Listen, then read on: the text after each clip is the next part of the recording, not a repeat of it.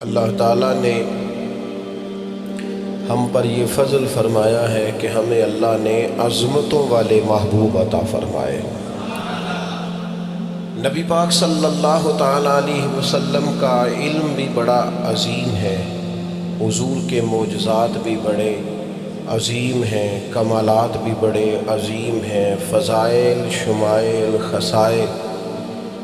حضور کو اللہ تعالیٰ نے جس زاویے، جس سمت سے عطا فرمایا ہے تو عظیم ہی بنایا ہے، لیکن قرآن مجید میں ارشاد فرمایا کہ وَإِنَّكَ لَعَلَىٰ خُلُقٍ عَظِيمٍ، محبوب بے شک آپ کے اخلاق بھی بڑے ہی عظیم ہیں، آپ عظیم خلق پر ہیں، عظیم اخلاق کے مالک ہیں۔ ایک ہوتی ہے خلق، ایک ہوتا ہے خلق۔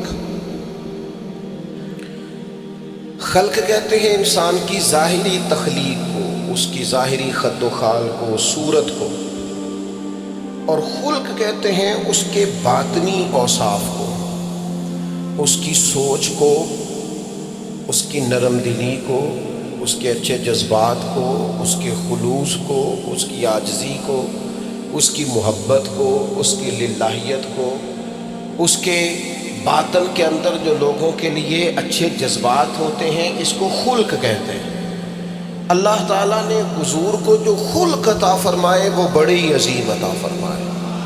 نبی پاک علیہ السلام کے اخلاق کے اندر جو کمالات تھے وہ ذرا انفرادی تھے۔ ہمارا آج جو سب سے بڑا مسئلہ ہے وہ نہ اقتصادی ہے نہ معاشرتی ہے، ہمارا سب سے بڑا مسئلہ اخلاقی مسئلہ ہے۔ قومیں، ملتیں، قبیلے جب اخلاق چھوڑ جاتے ہیں، اور جب وزاداری چھوڑ جاتے ہیں، اور جب عظمت کردار چھوڑ جاتے ہیں، تو وہ خود بخود بیک ہونے لگتے ہیں، وہ پیچھے ہٹنے لگتے ہیں۔ بہت سارے لوگ بام عروج پر ہوتے ہیں، آگے نکلتے ہیں، لیکن اپنی اخلاقی کمزوریوں کی وجہ سے وہ پستیوں کی طرف سفر شروع کر دیتے ہیں۔ انسان کے لیے سب سے زیادہ ضروری یہ ہوتا ہے کہ وہ اخلاقی مضبوطی اپنی طبیعت میں پیدا کرے۔ بہت سارے دوست لوگوں سے پیار کرتے ہیں، لیکن بعد میں جب وہ ان کا اخلاقی رویہ دیکھتے ہیں تو خود بخود پیچھے ہٹ جاتے ہیں۔ ایک ہوتا ہے دوست کا ہونا، احباب کا ہونا، ایک اپنے قریبی لوگ بھی، بہن بھائی بھی اور اولاد بھی انسان کی اخلاقی کمزوریوں کی وجہ سے اس سے پیچھے ہو جاتی ہے۔ جب تک رویے میں، مزاج میں اخلاقی بلندی پائی جاتی ہے، نبی پاک صلی اللہ تعالیٰ علیہ وسلم نے فرمایا تم میں سے بہترین مسلمان وہ ہے جس کے اخلاق زیادہ اچھے ہیں، جس کی عادات زیادہ عمدہ ہیں، جو عظمت کردار کا حامل ہے۔ مزاج میں وفاداری ہونی چاہیے، مزاج میں خیر خواہی ہونی چاہیے۔ انسان بعض لوگوں کے لفظوں میں عاجزی ہوتی ہے، ویسے وہ عاجز نہیں ہوتے، ملتے بھی جھک کے ہیں، لیکن ویسے عاجز وہ کہتے ہیں میں نے شیشے میں اتار لیا ہے، میں تیز آدمی ہوں، دیکھا میں نے اس کو بھی قائل کر لیا ہے۔ وہ لفظوں کے لحاظ سے، جھکاؤ کے لحاظ سے عاجز ہوتے ہیں، فی نفس سے ہی عاجز نہیں ہوتے۔ کچھ لوگ جملے کے لحاظ سے، اٹھنے بیٹھنے کے لحاظ سے، آؤ بھگت کے لحاظ سے خدمت گزار ہوتے ہیں، ویسے وہ خدمت گزار نہیں ہوتے۔ کچھ لوگ ایسے ہوتے ہیں جو اچھے جملے ترتیب دے کے کسی کو قائل تو کر لیتے ہیں، اس کو اپنی ہمدردی کا اظہار تو دلاتے ہیں، عشق شوری تو کرتے ہیں، تسلی تشفی تو دیتے ہیں، ویسے خیر خواہ نہیں ہوتے۔ ویسے وہ بڑی اچھی دھیمی باتیں کر کے کہیں گے کہ یار کوئی مسئلہ نہیں، تو پریشان نہ ہو، تو ٹینشن نہ لے، میں تیرے ساتھ ہوں، پر نہیں نہ ساتھ ہوتے یار۔ زندگی میں وہ عجیب لمحہ تھا، وہ میرے ساتھ تھا پر میں تنہا تھا، ساتھ ہی تھا بندہ پر میں لوگوں کے ہجوم میں بھی اکیلا ہی تھا۔ اپنے اخلاقی رویے میں، خلق میں، مزاج میں، یعنی ڈھل جائے طبیعت انسان کی، اس کے رویے عمدہ ہو جائے، اور یہ کام کشید نہ کرنا پڑے اسے۔ ہمارے علماء نے لکھا ہے خلق کا معنی یہ ہے کہ اچھے کام کرنے میں تکلیف نہ اٹھانی پڑے۔ خلق کا معنی یہ ہے کہ اچھے کام خود بخود بندے سے ہونے شروع ہو جائیں، وہ خود بخود اچھے کاموں کی طرف اس کی طبیعت مائل ہو جائے، توجہ ہو جائے اس کا مزاج بن جائے. یہ کب ہوتا ہے؟ کس وقت ممکن ہوتا ہے؟ جب آپ ہر وقت کی اخلاقی بلندی حاصل کرتے ہیں. نبی پاک صلی اللہ تعالیٰ علیہ وآلہ وسلم کا ایک طریقہ تھا کہ حضور کے مزاج میں اخلاق. بعض لوگ ایسے ہوتے ہیں جو بعض اوقات ایسی حرکت کرتے ہیں، ہوتے ہیں لوگ جو ایسی حرکت کرتے ہیں کہ سخت رد عمل کی ضرورت ہوتی ہے. بندے کا دل کرتا ہے نیرا ڈانٹے نہ، ڈنڈا بھی پکڑ لے. کرتے ہیں بعض اوقات بات دوست ایسے کا. اور پھر ایک اور بڑا خطرناک رویہ ہوتا ہے. آپ کو پتہ ہے اسلام نے سب سے زیادہ ناپسند کسے کیا؟ غیبت کو. آپ کسی کے خلاف، کسی کے قبیلے گھر کے خلاف کسی کونے میں کھڑے ہو کے بات کریں، پہنچانے والے پہنچا دیتے ہیں. جو مزے لے کے سنتا ہے وہ مزے لے کے پہنچاتا بھی ہے.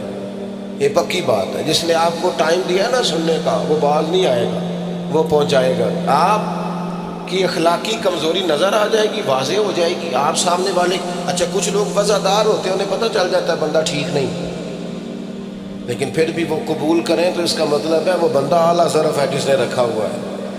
تو یہ سمجھتے میں چلاک ہوں، میں اپنی تیزی کے ساتھ گزارا کر رہا ہوں. وہ اعلیٰ ظرف ہے جس نے اتنا کچھ پتہ ہونے کے باوجود بھی تیرے لیے کوئی لفظ، وہ بندہ با اخلاق ہے، با مروت ہے، وزادار ہے، وفادار ہے.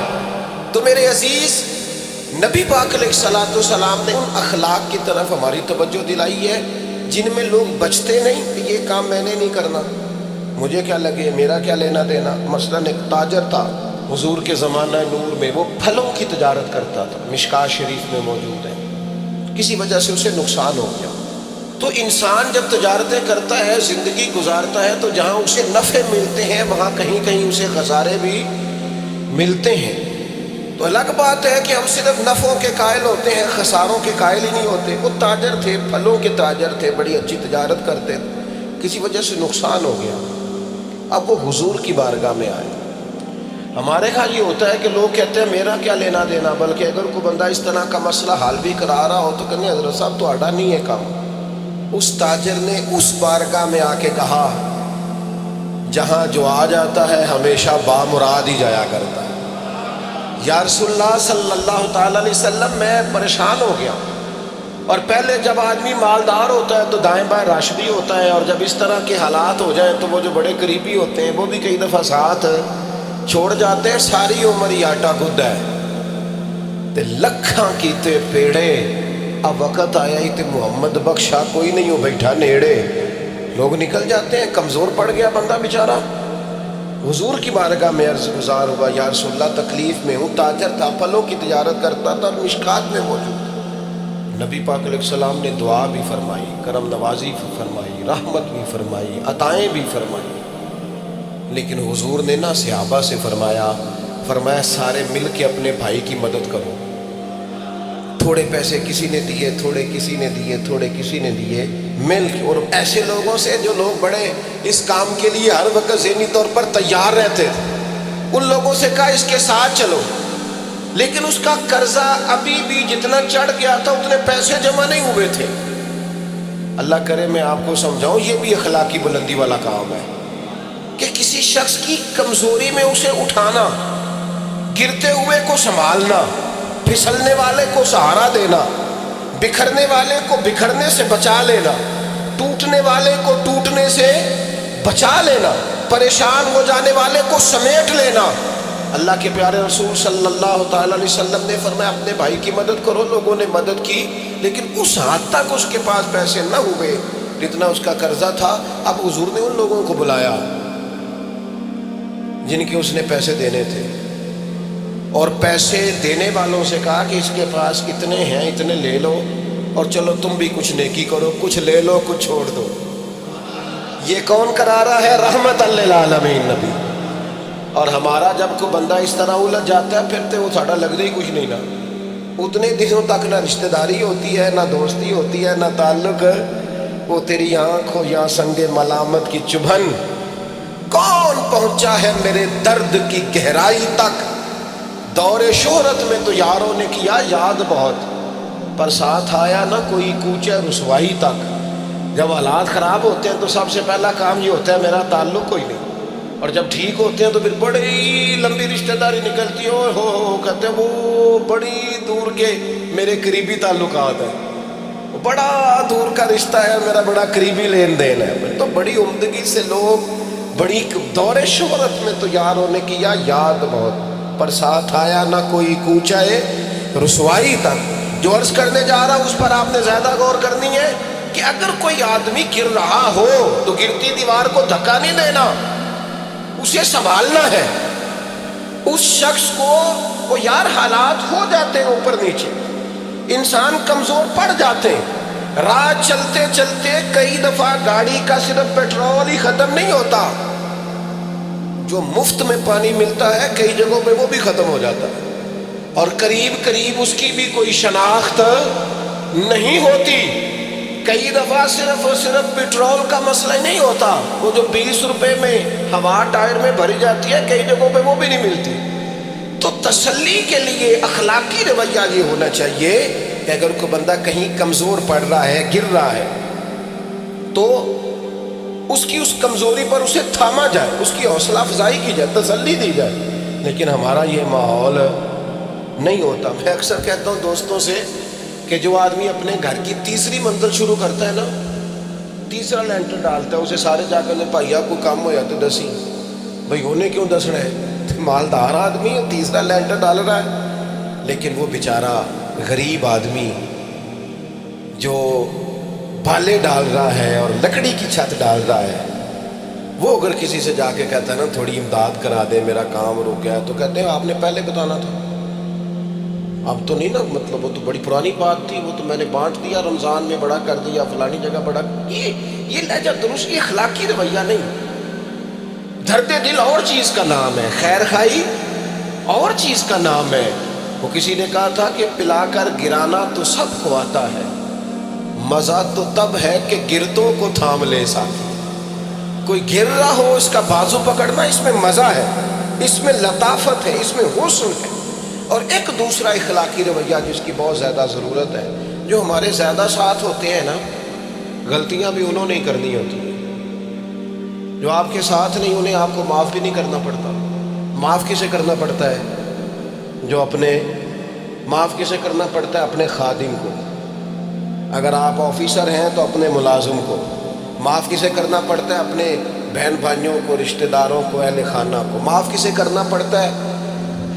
اپنے شاگردوں کو، ارادت مندوں کو، دوست احباب کو، اپنوں کو معاف کرنا ہوتا ہے۔ کسی کے ساتھ آپ کا لین، کئی دفعہ دوست آ جاتے ہیں، میں عمرے پہ جا رہا ہوں، کوئی غلطی ہوگی تو معاف کر دینا، تو میں کہتا ہوں مجھ سے آپ کیا معافی مانگیں گے، آپ ادب سے مل کے چلے جاتے ہیں۔ جن کے ساتھ آپ کا اٹھنا بیٹھنا ہے ان سے معافی مانگیں۔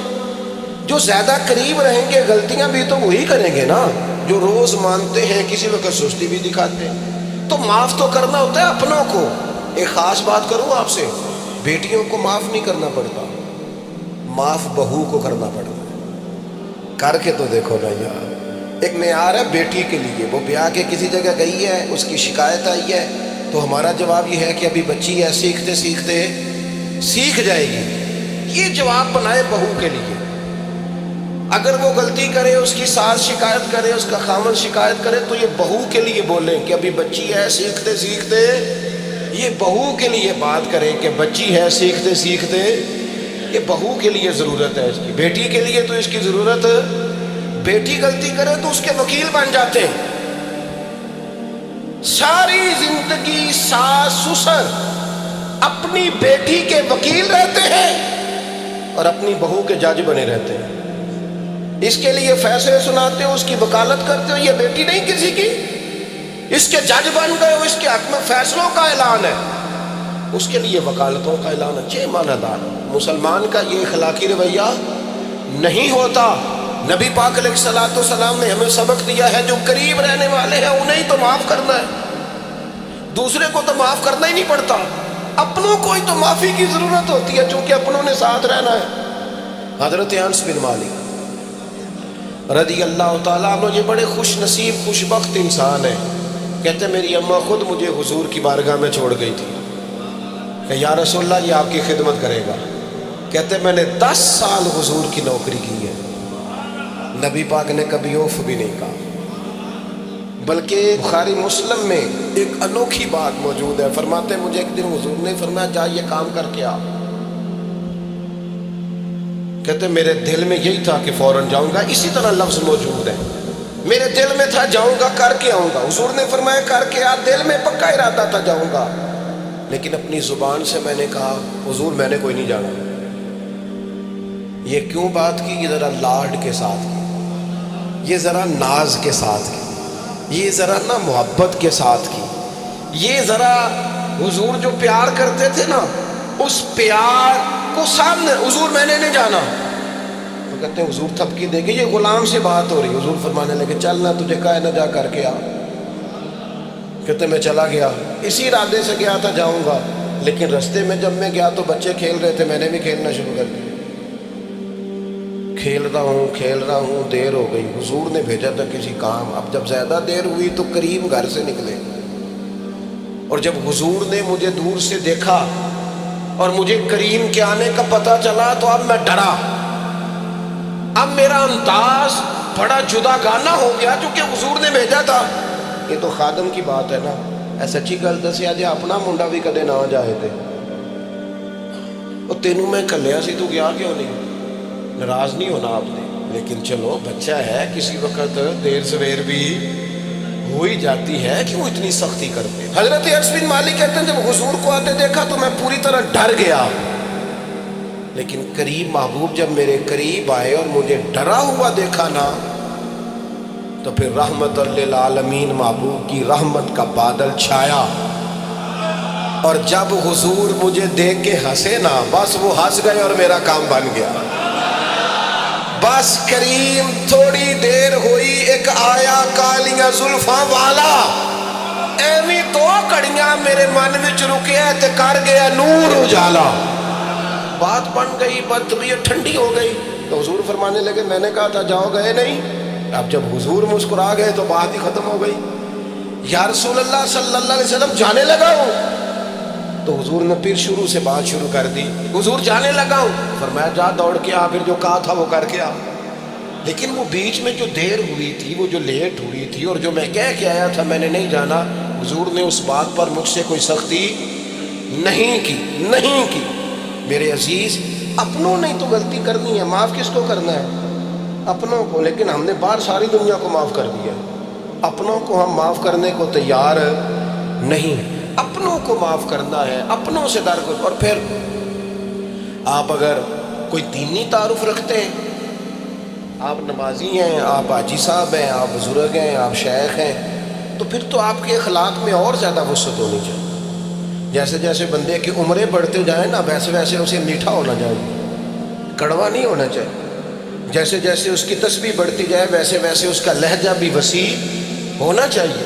اس کے مزاج کے اندر دینی اگر آپ تعارف رکھتے ہیں تو پھر تو آپ کو, میں آپ سے عرض کروں, میں کئی دفعہ دوستوں سے شکوہ کرتا ہوں, میں کہتا ہوں یار ہم تو جو کہنا چاہتے ہیں وہ بھی نہیں کہہ سکتے. ہم تو سونا چاہتے ہیں, ڈھب سے سو نہیں سکتے, ڈھونڈتے پھرتے ہیں جگہ ملے کوئی آرام کرنے کو. کیوں؟ اس لیے کہ دینی تعارف رکھتے ہیں. آپ نے وہ دعویٰ ہی نہیں کرنا تھا, یہاں تے چٹی چادر لا دینا کڑیے تے پین فقیراں دی لوئی, چٹی چادر تے پھر داغ لگیندا ہی, تے لوئی نو داغ نہ کوئی.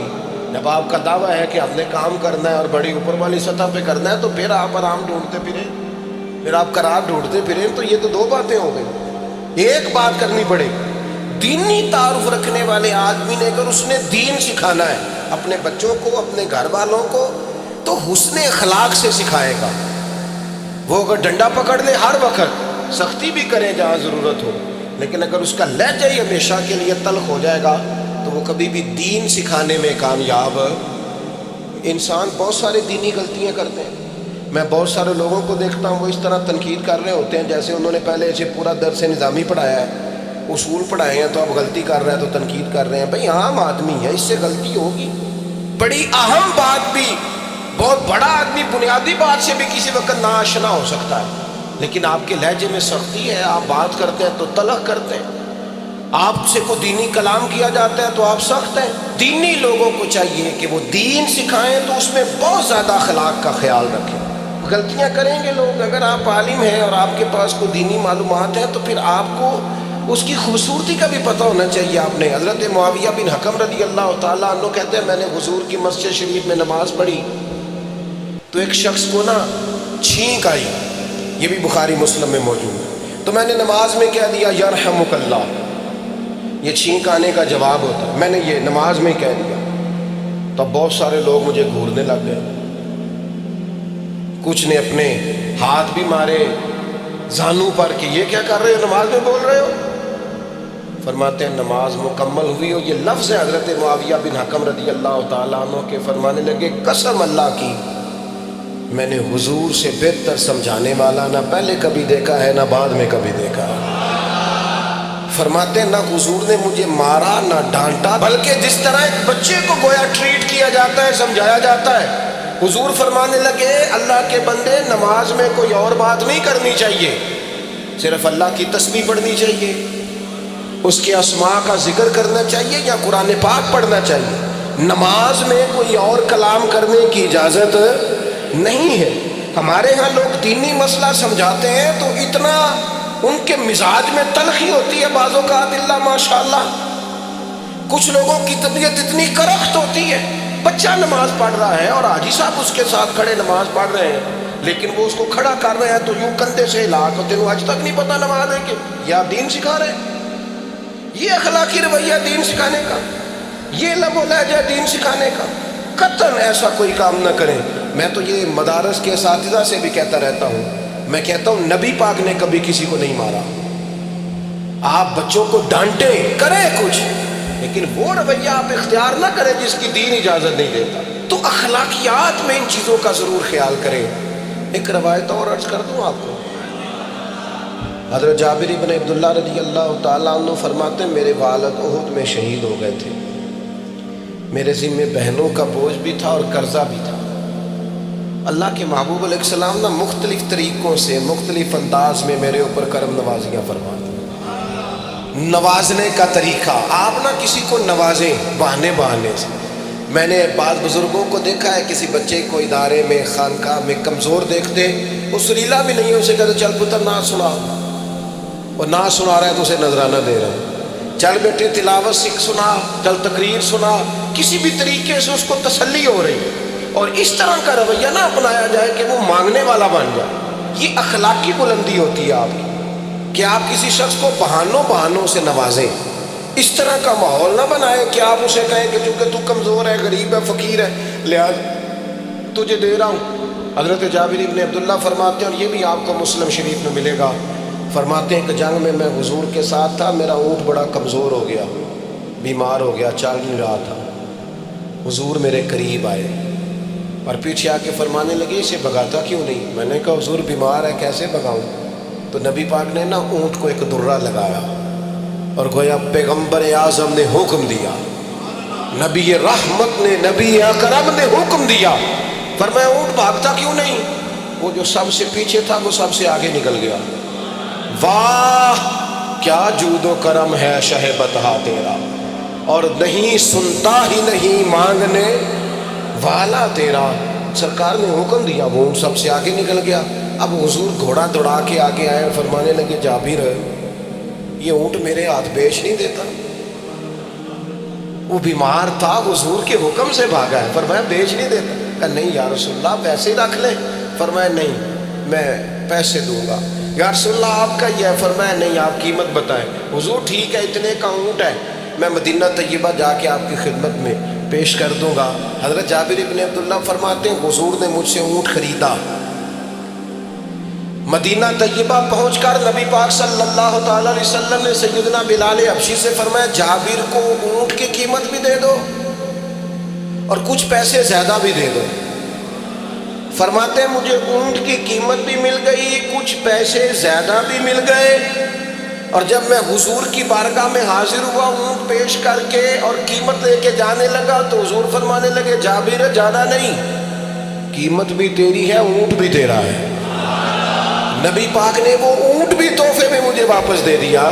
یہ اخلاقی رویے کی بلندی کہ کسی شخص کی غربت میں اسے نوازنا، لیکن اس طرح کا نوازنا کہ اسے محسوس نہ ہو کہ مجھے امداد دی جا رہی ہے۔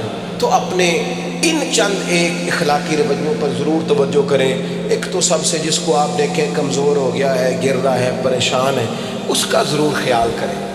لوگ بڑے بڑے تیز دوڑتے ہیں، کسی جگہ پھر گر بھی جاتے ہیں، گرتے ہوئوں کو سنبھالنے کی کوشش کریں۔ دوسری گزارش یہ کی ہے میرے عزیز، جو ہمارے قریبی لوگ ہیں انہیں تو ہم نے معاف کرنا ہے، اپنوں کو ہی تو ضرورت ہوتی ہے کہ درگزر کر کے اپنے ساتھ رکھا جائے، پیار کر کے اپنے قریب کیا جائے۔ اور تیسری گزارش یہ ہے کہ اگر آپ کسی کو دینی پیغام دینا چاہتے ہیں تو نہایت محبت کے ساتھ، نہایت خلوص کے ساتھ دینی مسئلہ آپ کسی کو بھی بتائیں تو اسے چھوٹا بچہ سمجھ کر آپ ڈیل کریں، شدت نہ اختیار کریں دین بتانے میں، وہ لہجہ اختیار نہ کریں جس لہجے میں محسوس ہو کہ آپ خود بااخلاق نہیں ہیں تو آپ کسی کو کیا سمجھائیں گے۔ اور چوتھی گزارش یہ کی ہے جب کسی کی مدد کریں اسے رسوا کر کے نہیں، کسی کی پھیلی جھولی دیکھ کر خوش ہو کے نہیں، بلکہ آپ اعزاز بھی اس شخص کو عطا کریں اور رویہ اس طرح کا اختیار کریں جس میں محسوس ہو کہ اس کی عزت نفس مجروح نہیں ہوئی۔ ان چیزوں کو پیش نظر رکھ کے جب اخلاقی بلندی ہم حاصل کریں گے نا، ایک میں اور بات بڑی ضروری آپ کی خدمت میں عرض کروں، جو آدمی بھی اپنے آپ کو بڑا سمجھتا ہے، وہ مالی طور پہ بڑا ہے، علمی طور پر بڑا ہے، عہدے کے طور پہ بڑا ہے، قبیلے کے طور پہ بڑا ہے، خاندان میں بڑا ہے، وہ کسی بھی مقام پر کسی بھی انداز میں بڑا ہے، اللہ نے فضل کیا وہ بڑا ہو گیا، اسے سمجھ آ گئی ہے کہ کچھ لوگ میری بات سنتے ہیں، میرا فیصلہ مانتے ہیں، تو وہ اچھی طرح سمجھ لے کہ اگر وہ اللہ کے فضل سے اسے کوئی موقع مل گیا بڑا ہونے کا تو وہ اپنے اخلاق کو بڑا کرے، پھر اپنے کردار کو بڑا کرے، پھر اپنے حوصلے کو، ظرف کو اور اپنے ذہن کو بڑا کرے، اس لیے کہ آپ اپنے کردار کی اور حوصلے کی بنیاد پر بڑے بنیں گے۔ صرف یہ کہ دو تین آپ کے نام کے ساتھ القابات لگ جائیں اور چند لوگ آپ کو سلوٹ کرنے لگ جائیں، اس سے نہیں پتہ چلے گا کہ آپ بڑے ہیں۔ کردار و عمل سے خوشبو آئے گی تو پتہ چلے گا آپ کتنے بڑے ہیں۔ اللہ تعالی ہمیں سمجھنے کی توفیق عطا فرمائے۔